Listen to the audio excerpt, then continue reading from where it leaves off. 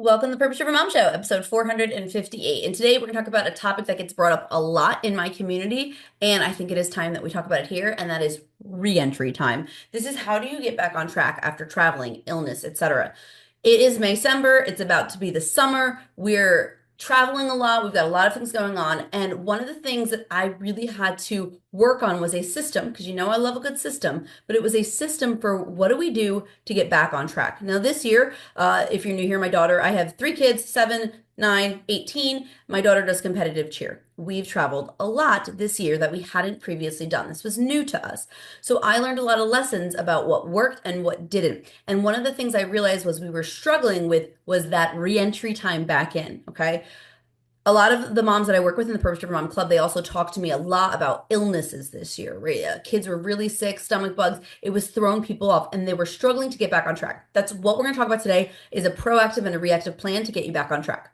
I'm going to put all the show notes at a purposedrivenmom.com/podcast 458. So if you want to check out any links or anything we talk about, just swipe up on your player or head over there. Okay.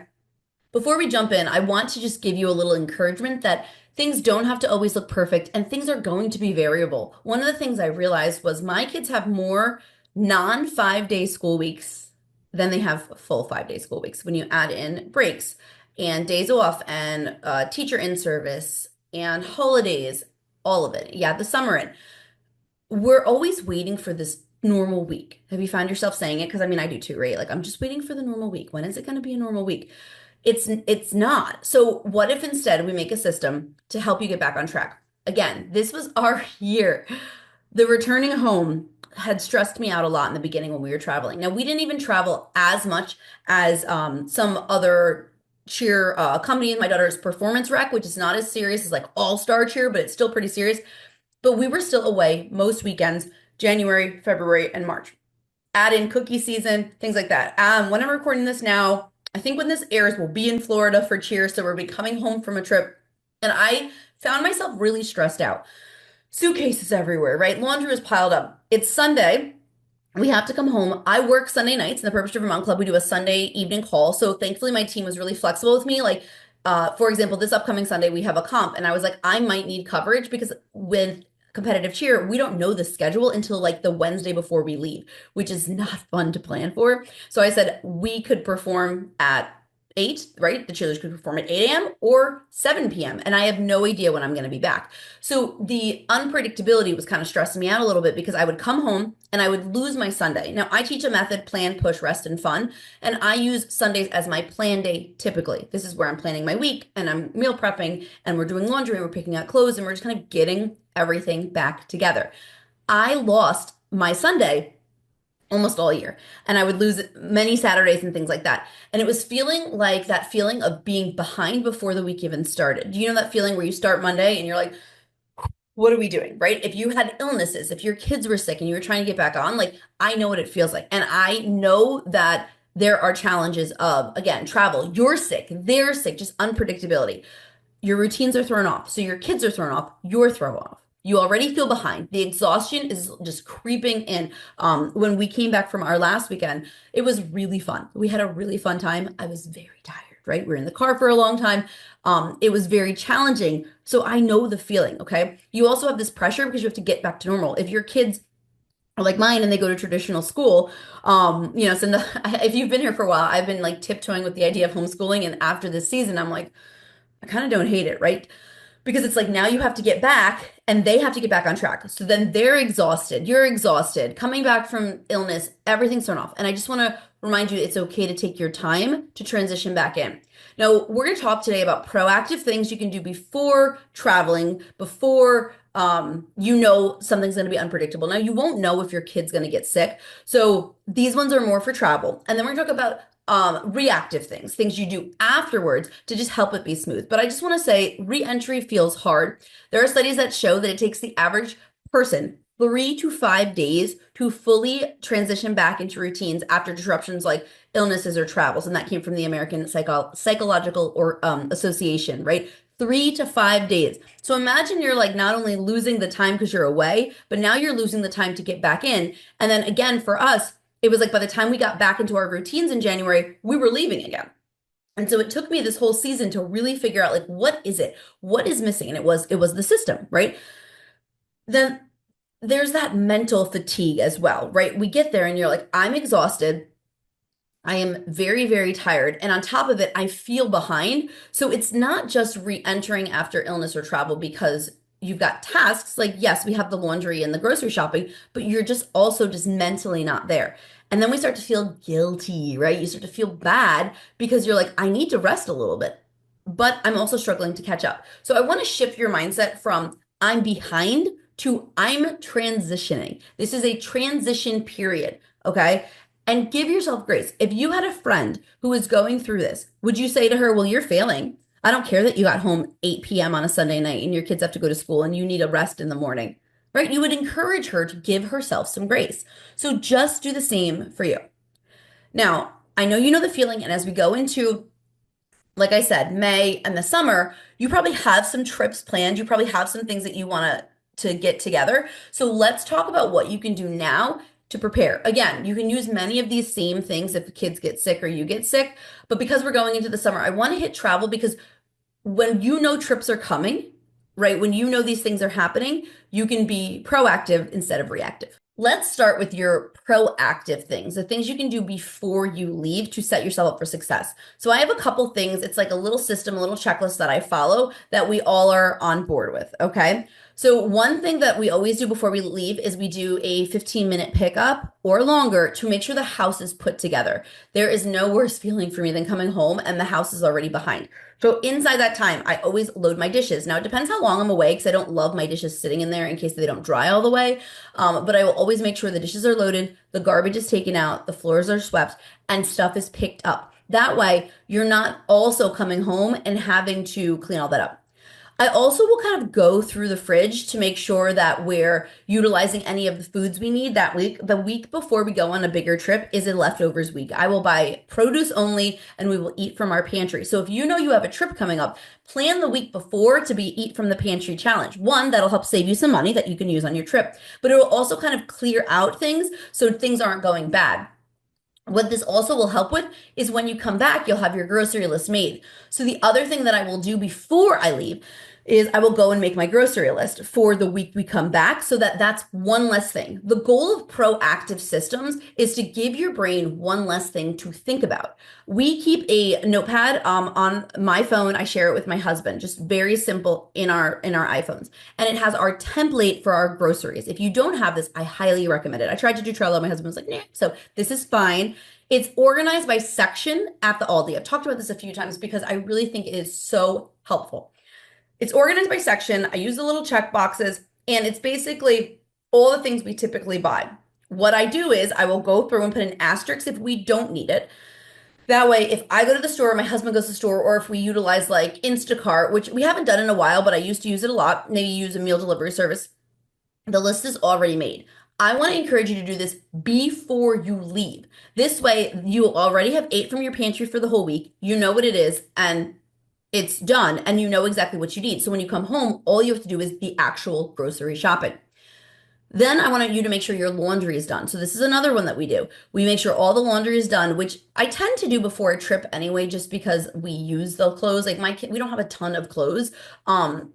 They have enough clothes, but if we're going away for a longer period of time, they might take every pair of underwear they have or every pair of pajamas. So I make sure the laundry is done, folded, and put away because I know that I'm going to want to start laundry when I get home and I don't want anything waiting or queued up. A couple other things that I do is I will make my plan to have the day after be a light day. So if I come home on a Sunday, I might have Monday be a bare minimum. We call them when the poop hits the fan, lighter days, so that I can use that day intentionally as a catch back up day. I tried my best to like look at my calendar and make sure it's not a super full day. When we're going to Florida, we're driving. And we planned the day after. When I put in my kids' vacation request, we put it in for the day after as well, because we might just all need a day off to just what is it? Take a vacation from your vacation, right? So I will do the same for me so that I can rest and I'm not jumping right back in. You might not be able to do that, but you can try to do that. A couple other things I like to do before going, besides the pickup and the planning, is sit and do my plan for that week in my calendar. I will look and I will do my weekly planning system. It has 5 core areas where you put your appointments, 15 minutes for your goals, 15 minutes for your habits, 15 minutes for your learning, and any last minute tasks. I will make my plan to the best of my ability so that it's done. While I'm doing that, what's also happening is my brain is going through like, oh, this is next week, this is next week, this is next week. And then I ask myself, what are the things I can do this week to make next week easier? So if I have a Girl Scout meeting that next week, I don't want to be coming back and then also having to do my Girl Scout lesson plan. I want to get that Girl Scout lesson plan done before I go. So this way I've kind of made my list. Now I can leave on my trip and I can feel really good instead of feeling stressed out about reentry. Now, let's talk about some reactive things. And these are things you can use when you have illness or you're coming back from travel. Okay. And this is the reminder that you can do anything, but not everything. And it is okay. So what I tend to do on the way back, my husband drives mostly. We have a longer drive to Florida. We'll split up the driving. But when I'm not driving, that is when I will do a brain dump of everything that's on my mind. And I'll get it into the notepad of my phone. If I'm on an airplane, I would use pen and paper to just get that done before I enter back into my house. Again, if you're coming back from illness, do the same thing. Brain dump everything that's running through your head. And then you're going to use a priority filter. We at the club, we love the Eisenhower matrix. So what you'll do is you'll split your paper into fours.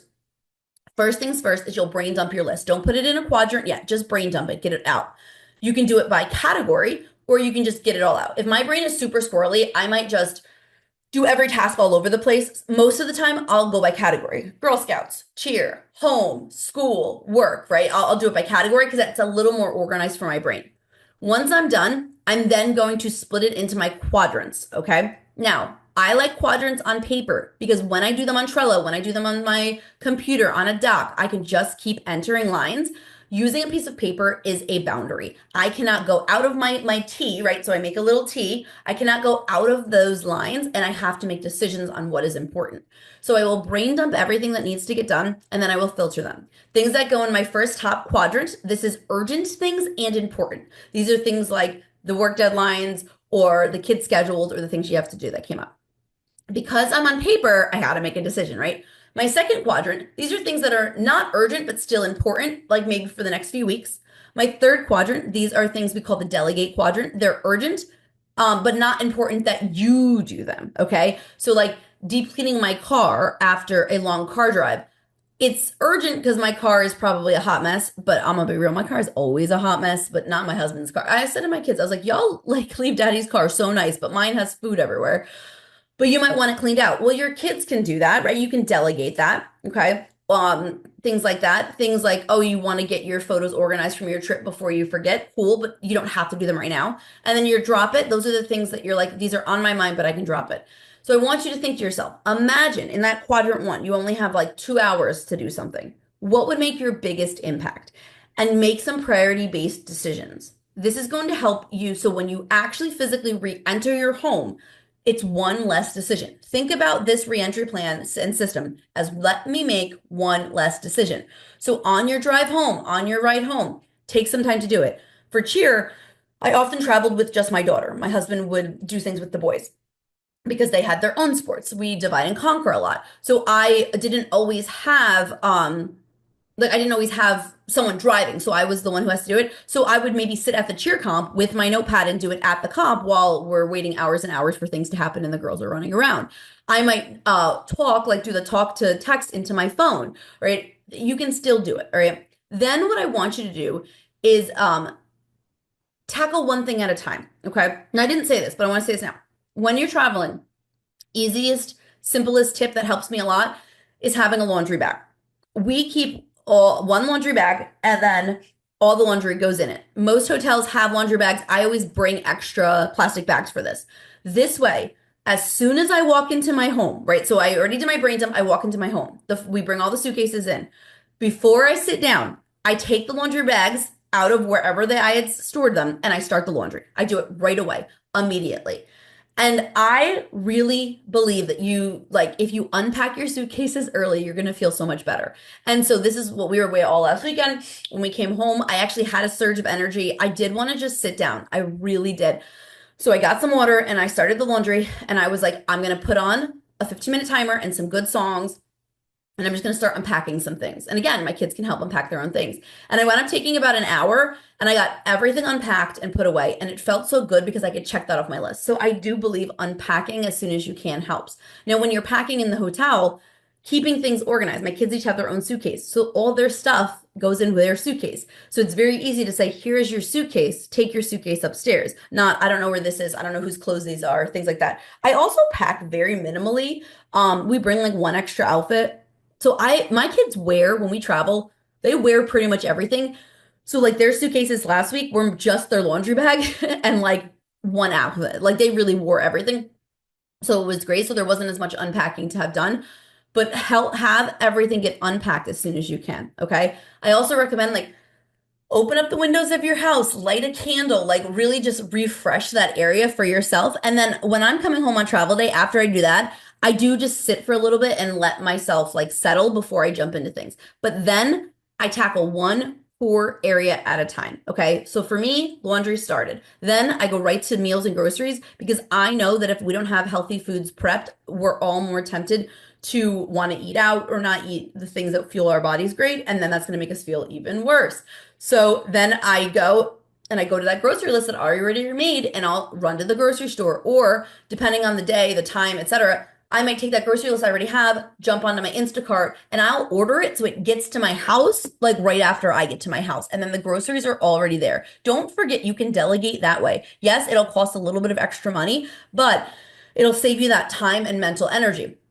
So once I get that done, I start my meal prep. Now, I make a lot of our foods from scratch this year, which has been my goal. And so I will immediately kind of come home since we pretty much ate everything. And I'm like, let me get my bread started right away, right? Because that'll take pretty much all day.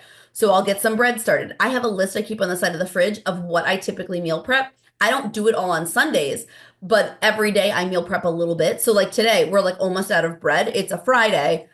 It's not Sunday, right? So I'll still go, I'm making bread right now. It's doing its thing. Tomorrow I notice we're almost out of cookies. I keep frozen like homemade cookies in the freezer. So I'll make some of those. So I'll start my meal prep and get that done. Once that's done, I also recommend just kind of do like a little bit of a walkthrough for a home reset for things that just needed a little bit of love that maybe didn't get it there. Okay. And if the house feels chaotic, focus on one area at a time. Okay. I also think it's so important that when you come back, you think about resetting routines with tinier wins, giving everyone a earlier bedtime. Okay.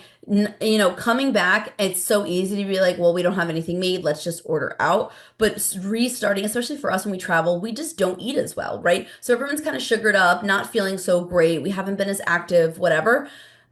Go get some sunshine, go outside, go take a walk with your family. Everybody takes their showers, get ready, earlier bedtime, take care of your own needs as well.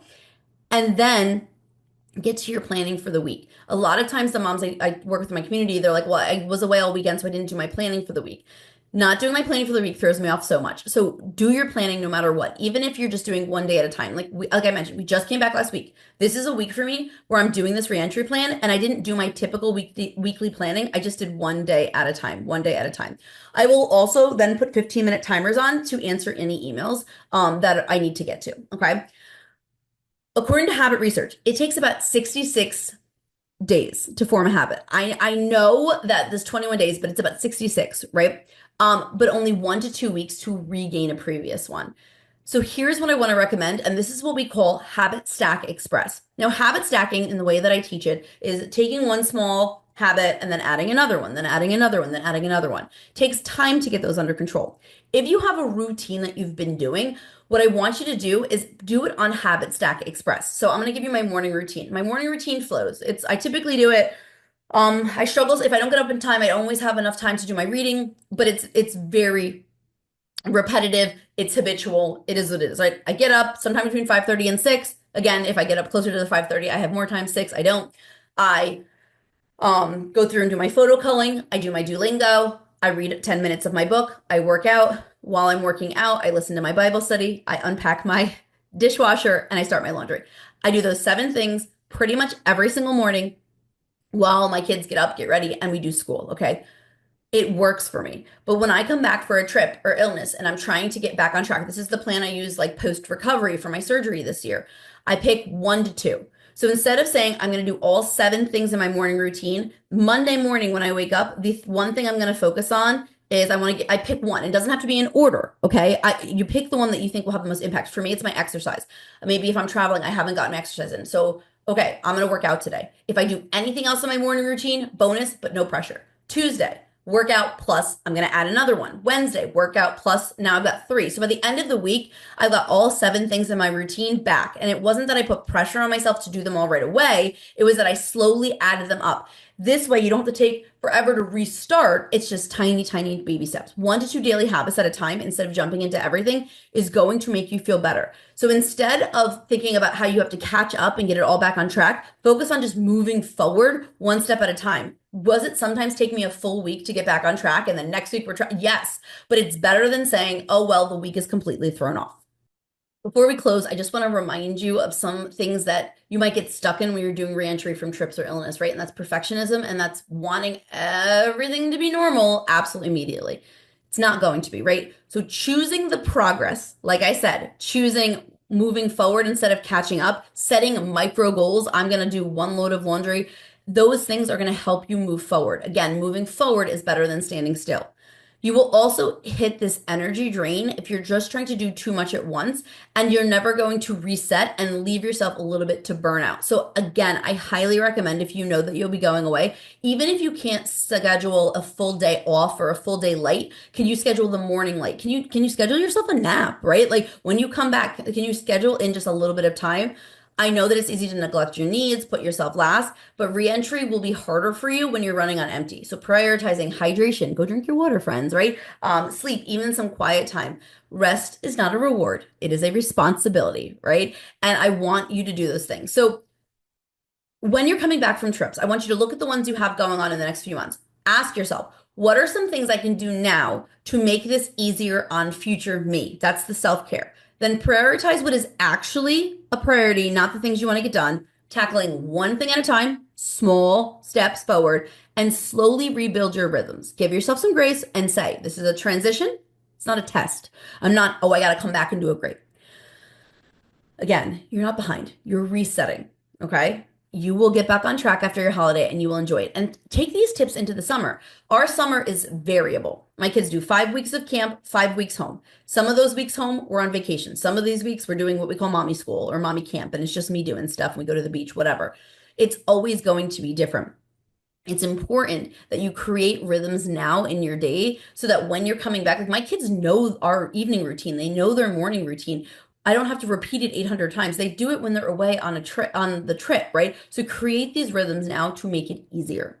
I'm going to put the show notes at a purpose-drivenmom.com/podcast 458. If you have questions, if you have tips I missed, come over to the community. Find me at a purpose-driven mom on all the socials, and let's talk about it more.